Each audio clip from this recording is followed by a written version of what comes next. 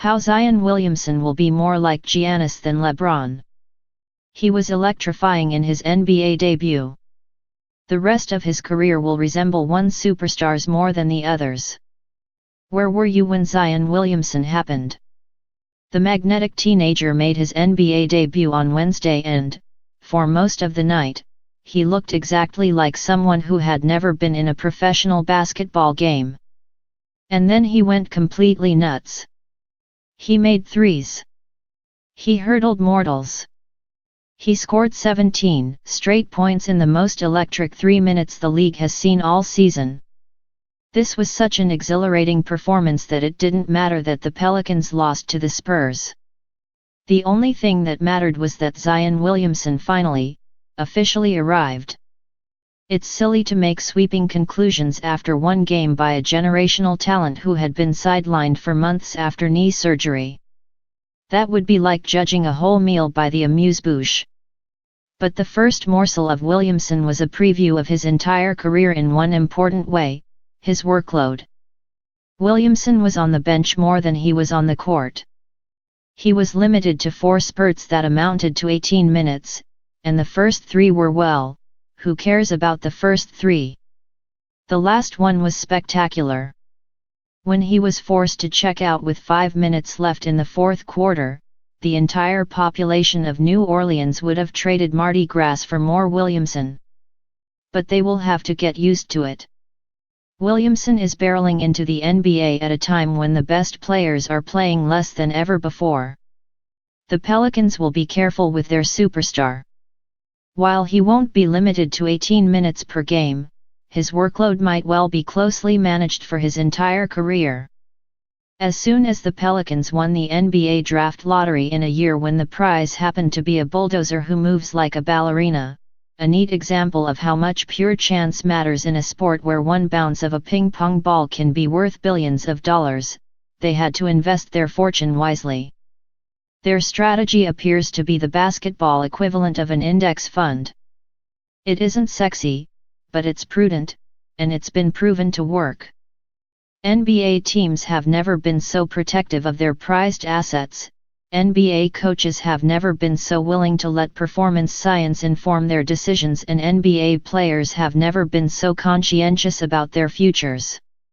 It turns out there are 2 who help explain the current moment. The first is LeBron James. The second is Giannis Antetokounmpo. The odds are that Williamson is used more like one than the other, and it's not the one you might expect. Let's begin with Antetokounmpo. The NBA's most valuable player last season is undeniably better this season. He's currently in the middle of the most efficient season in the history of the game, more efficient than peak Wilt Chamberlain, LeBron James and, yes, Michael Jordan. When you normalize his stats to 36 minutes per game, he's averaging 35 points, 15 rebounds and 7 assists. What he's doing simply hasn't been done. But it's how he's doing it that is truly freaky. Antetokounmpo is playing so well that he's barely playing. The reason it's necessary to normalize his stats is that he's scoring 30 points in merely 30.6 minutes per game. The Bucks have been so dominant they can afford to rest him in real time. If his production continues at this pace, he will probably repeat as the league's MVP, and he will be unlike anyone who's ever been the MVP. It was notable when Stephen Curry averaged 32.7 minutes per game in 2015. It was barely noticed when Antetokounmpo averaged 32.8 minutes per game last season. Now the Bucks are beating teams by so many points their margin of victory is the largest in NBA history that Antetokounmpo is playing even less. He's effectively being load managed without having to miss any games. New Orleans executives have said that Williamson likely won't play in games on consecutive nights yet, and it's clear the Pelicans are crafting a plan that balances their greater interests against the tantalizing possibility of a playoffs appearance. Wednesday was a perfect example.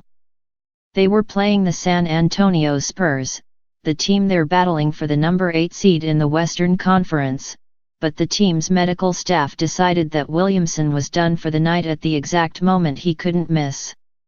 As much as Williamson might want to play every minute of every game, this is the same guy who hurt himself while hurting a sneaker and then risked injury to keep playing at Duke. The way the Bucks have utilized Antetokounmpo is a model for how the Pelicans can unleash the league's most anticipated player since LeBron James.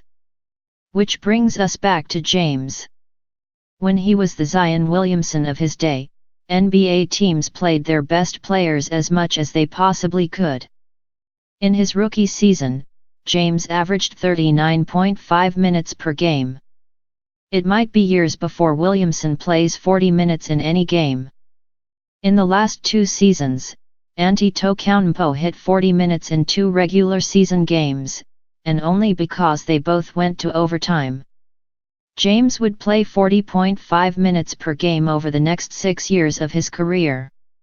He would be on the court for 38 minutes per game in Miami and 36.6 minutes per game when he came back to Cleveland. But how much even the players as durable as James should play today has become a philosophical debate across the league since the Toronto Raptors won last year's title by strategically resting Kawhi Leonard in the regular season as he recovered from an injury. "Why wouldn't I play if I'm healthy?" James said earlier this season, adding that he feels an obligation to fans. "It doesn't make any sense to me personally. But the way he's approached this season, averaging nearly 35 minutes per game at 35 years old, is both an indication of how much James has changed and how much the league has changed around him. It's the least he's ever played.